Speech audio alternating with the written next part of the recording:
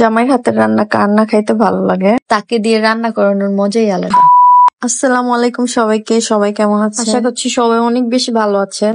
প্রথমে তো আমি ভাবলাম কি না কি বানায়, তারপর দেখলাম যে না, খেতেও মজা হইছে, দেখতেও ভালোই।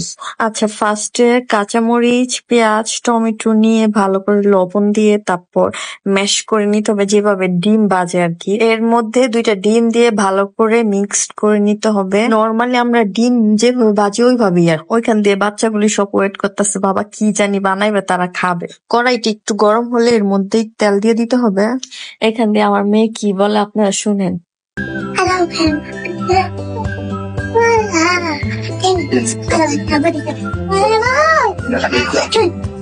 তেল একটু গরম হলে এর মধ্যে অর্ধেক পরিমাণ ডিম দিয়ে দিতে হবে। তারপর হালকা একটু ভাজা হলে এর উপরে পাউরুটি, তারপর উপরে নুডলস দিয়ে একটু ভাজতে হবে হালকা। আচ্ছা, এটা পাউরুটিটা ভাজা হয়ে গেছে, এখন আমরা এটা উঠায় একটা প্লেটে রাখবো। বাকি যে ডিম গুলো আছে ওইটা আবার একটু ভাজতে হবে। তারপর এর উপর একটা পাউরুটি দিয়ে দিতে হবে। ভাজা হলে আগের যেইটা ভেজে রাখছিলাম ওইটা এটার উপর দিয়ে দিতে হবে, দিয়ে একটু ভাইজা তারপর নামায় ফেলতে হবে। এখন রেডি আমাদের, এটা কি নাস্তা বলতে পারি না, জামাইয়ের হাতের স্পেশাল। আমায়া ইয়াম্মি ইয়াম্মি খাবো।